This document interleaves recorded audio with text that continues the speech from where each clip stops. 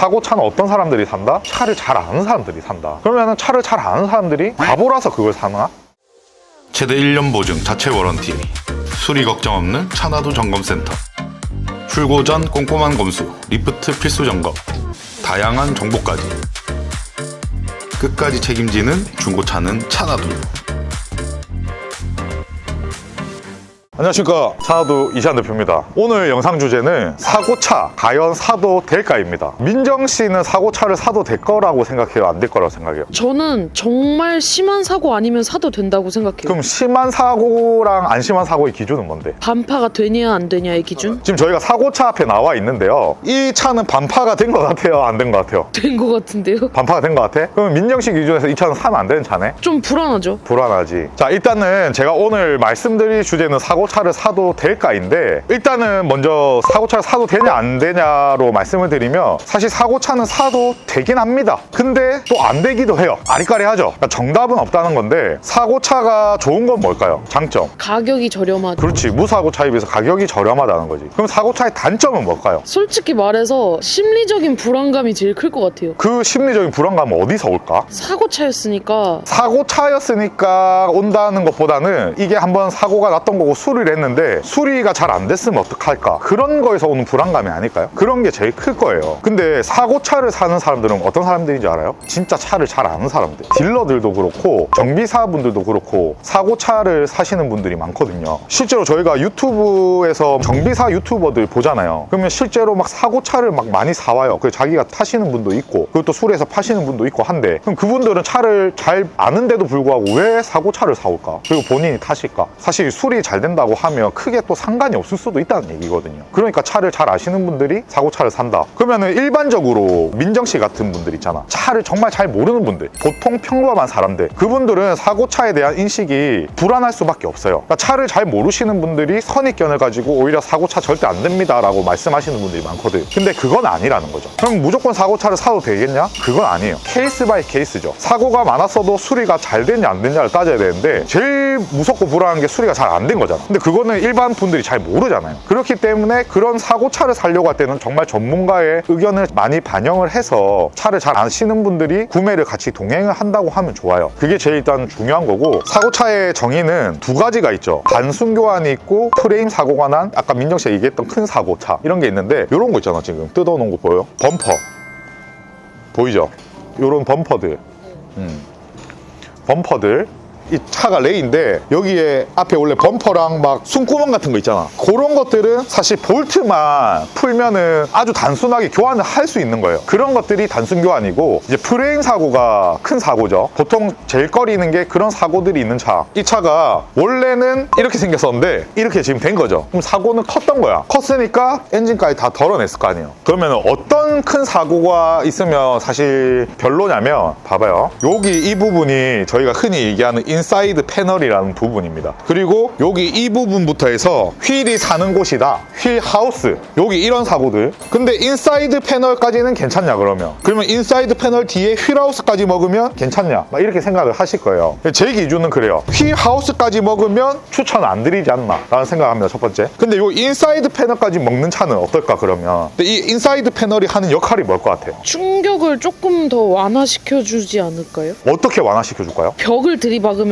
찌그러지는 경우들도 많잖아요. 찌그러지는 거를 막아줄 것 같은데, 지금 보면 튼튼하잖아요. 튼튼해 보여요? 이 인사이드 패널의 구조는 잘 찌그러지게 만들었어요. 이게 인사이드 패널이라고 하면 딱 박았을 때 이렇게 구부려지게 완충 역할을 해주는 거예요. 이거는 사고가 났을 때 찌그러져야 좋은 거야. 원래 그 역할로 만들어진 거예요. 우리가 예를 들어 옥상에서 사람이 떨어지잖아요. 근데 누군가 떨어지려고 할 때 소방차가 와서 뭘 깔아? 바닥에 소방 매트. 그거 왜 까는 걸까? 이 사람이 딱 떨어졌다. 근데 매트가 있었어. 매트에 떨어지면 꺼졌다 올라오죠. 그러면서 충격이 완화되잖아. 그런 역할을 하는 게 바로 이 부분이란 말이야. 근데 이 부분까지 찌그러지면 사실 엔진까지는 먹고 들어올 확률은 있어요. 근데 뼈대가 많이 다쳤냐? 이거는 뭐 사람 생각의 차이거든. 사실 정답은 없습니다, 여러분. 근데 차를 조금 그래도 알고 공부하는 사람 입장으로서 요거까지 먹는 거는 괜찮지 않나. 그리고 이걸 먹고 들어옴으로써 여기 엔진까지 좀 다칠 확률이 있댔잖아요. 그럼 엔진이 다치면 어떻게 돼? 엔진은 다치면 안 되죠. 근데 다치면 이제 엔진을 바꾸겠지, 새 걸로. 그럼 뭐 한 6만 7만 탔다가 새 거 엔진 올리면 버리면 좋아요, 안 좋아요? 민정 씨 핸드폰 막 한 2년 쓰다가 배터리 새 걸로 바꿔. 좋아, 안 좋아? 좋죠. 쓰는데 문제 있어, 없어? 없죠. 다만 자동차는 핸드폰이랑 다르니까 부품이 많이 들어가고 그 모든 많은 부품이 들어가는 게 수리가 잘 된지 안 된지를 모르기 때문에 불안하단 말이에요, 우리가. 사실 인사이드 패널 정도까지만 먹으면 괜찮을 것 같다. 휠하우스까지 먹으면 왜 안 괜찮냐? 이까지 먹으면 휠하우스야, 지금. 얘는 하얗잖아. 얘는 지금 색깔이 다르죠? 약간 칙칙해요. 칙칙하죠? 여기는 지금 수리가 들어갔거든. 근데 여기까지 먹으면 사실 저는 여기까지 먹어도 나쁘진 않을 거라고 생각하는데 여기까지 먹으면 문제가 뭐냐면 나중에 휠 뭐 밸런스를 잘 맞추고 얼라이먼트를 잘 맞춰도 바퀴가 앞바퀴는 움직이게 만들었잖아요. 이 밸런스가 안 맞을 확률이 굉장히 높아요. 그러니까 잘 맞춰놔도 운전대를 놓으면 오른쪽으로 간다든가 운전대를 놓으면 왼쪽으로 간다든가 이런 부분이 있습니다. 그래서 제가 추천드리는 거는 앞 사고가 있더라도 인사이드 패널까지 먹은 거는 그나마 조금 괜찮지 않나. 근데 이게 아니라 휠하우스까지 먹었다. 그때부터는 조금 더 깊은 고민을 해봐야 될 필요가 있다. 그거를 말씀드리고, 그리고 봐요. 우리가 항상 내가 차를 볼 때도 트렁크든 어디든 열어서 이거를 보거든요. 이거? 이 실링이라고 하는데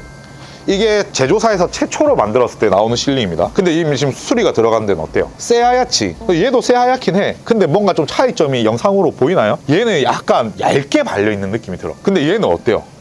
확실히 쟤에 비해서는 두껍게 발린 느낌이 들지. 오른쪽이 뱀 비늘 같다면은 이거는 더 떼어졌다는 느낌? 확실히 뭔가 다르구나. 뭐 양쪽 다 수리가 들어갔다 그러면은 사실 구분을 못 할 수도 있어요, 일반인 분들은. 근데 여기는 그래도 실이 좀 괜찮고 여기는 실링이 조금 두껍다. 그럼 두 개가 다른 거잖아요. 그럼 여기가 좀 수리가 들어갔겠네? 일반인 분들은 유추를 할 수 있는 거지. 양쪽 다 똑같이 이렇게 수리가 들어갔어. 그러면은 아 원래 그런가 하실 수도 있잖아요. 근데 이게 딜러들이나 전문가들은 보면 그래도 알아요. 이 공장에서 나온 실링인지 아닌지. 그러니까 이렇게 만져보고 두께나 이런 걸 다 체감을 해본단 말이에요. 이런 데서 좀 구분을 하실 필요가 있고, 사고차를 안 사시더라도 이런 걸 보는 눈이 키워지면 걸을 수 있잖아. 자, 그리고 이쪽으로 와봐요. 이쪽은 이까지 지금 수리가 들어갔어요.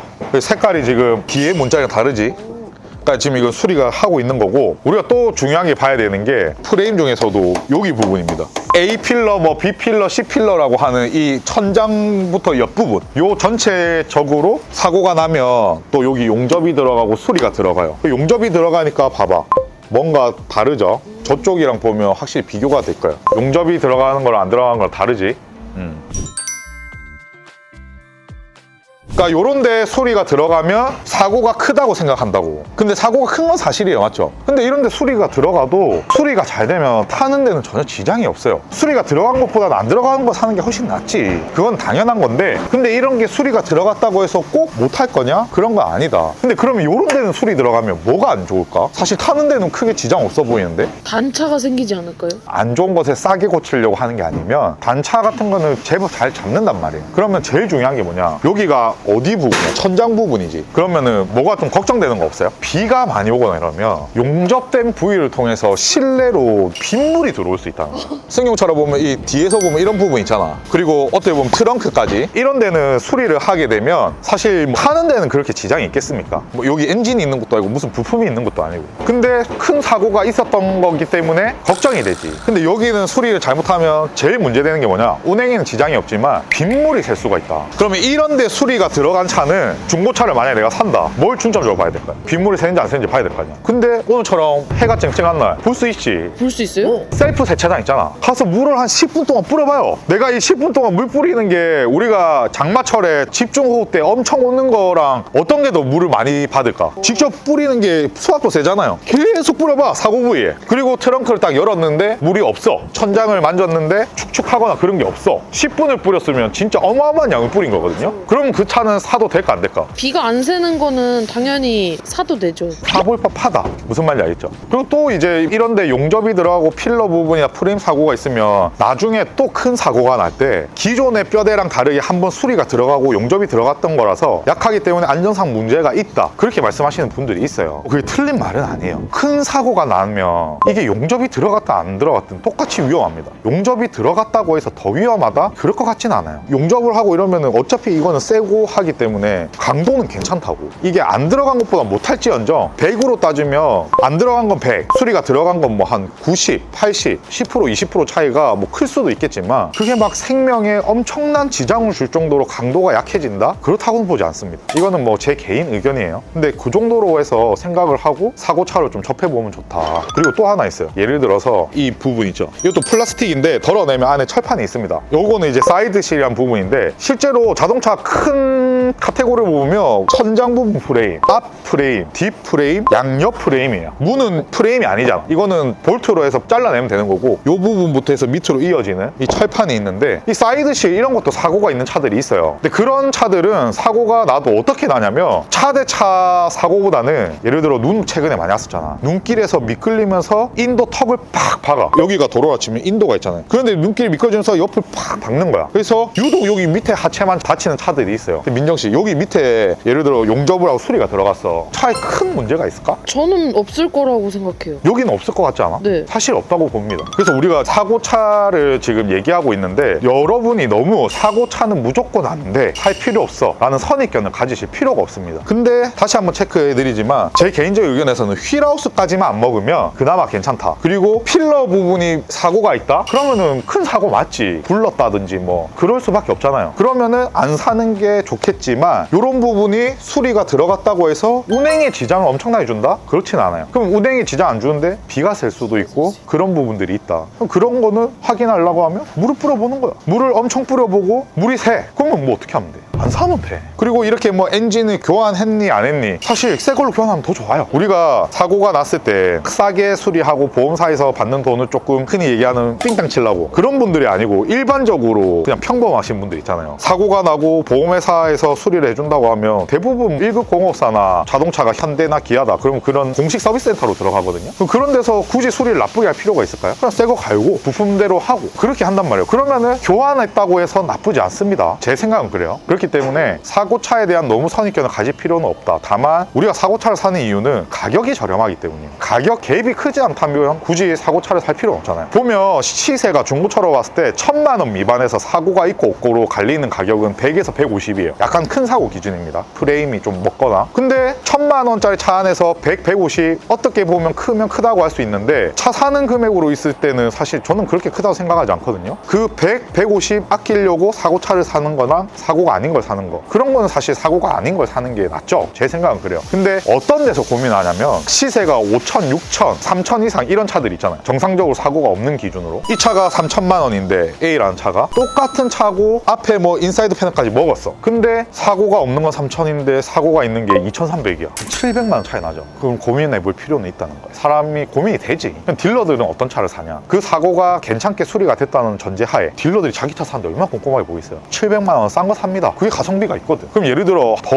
높이 올라가서 5천, 6천이라고 칩시다. 시세가. 그러면은 사고 없는 거 5천인데 사고가 있는데 한 1,300, 1,500 싸요. 그러면 가격 차이가 어마어마하게 나기 시작하죠. 그렇게 비싸고 가격이 높은 차일수록 사고 차량 갭이 커요. 단순하게 아까 옆에 사이드 멤버 말씀드렸잖아요. 그런 거는 뭐 사실 뭐 100만 원, 150만 원 차이 나겠지. 근데 이렇게 뭐 인사이드 패널 먹고 위에 뭐 예를 들어 이런 거 먹었다. 그러면은 사고가 없는 거랑 가격 차이가 많이 안 나면 안 팔려요. 그러니까 그런 거는 다이나믹하게 저렴해지기 때문에 우리가 어떻게 한다? 고민을 좀 해보는 거다. 근데 사고차는 어떤 사람들이 산다? 차를 잘 아는 사람들이 산다. 그러면은 차를 잘 아는 사람들이 바보라서 그걸 사나? 절대 아닙니다. 그게 훨씬 더 괜찮다는 걸 알기 때문에. 그리고 수리가 잘 돼 있다는 가정하에 그걸 사면 큰 차이가 없다는 가정하에 사는 겁니다. 그리고 실제로 정비하시는 분들은 조금 수리가 잘못됐어. 본인이 정비하실 수 있잖아요. 그러면 부품만 사갖고 뭐 하면 우리가 어디 센터 들어가서 수리한 것보다 훨씬 많은 세이브를 하시잖아요. 그런 분들이 그런 걸 사시는 거예요. 그러니까 사고차를 무조건 걸을 필요도 없고 사고차가 무조건 좋다라는 말씀도 아니고 가성비 있게 금액적으로 접근을 했을 때 훨씬 더 메리트가 있으면 고민도 해보고 제일 중요한 거는 사고 수리가 잘 돼 있다는 가정. 수리를 너무 돈을 아끼려고 아까 말했잖아요. 삥땅 치려고 한다고. 그리고 삥땅 치면 그만큼 수리비를 작게 쓰겠죠. 그런 사고 수리가 제대로 안 된 차 그런 거 사면 정말 고생하죠. 아끼는 돈보다 나중에 내가 수리하면서 들어갈 돈이 더 많아질 수 있어요. 그래서 그런 건 조심하셔야 되고 그런 거를 보통 일반적이신 분들은 잘 모르시기 때문에 선입견을 가지는 건데 믿을 만한 업체에서 아니면 믿을 만한 분한테 자문을 구하면서 차를 좀 같이 봐달라면서 사면 사고차가 굉장히 가성비 있을 수가 있습니다.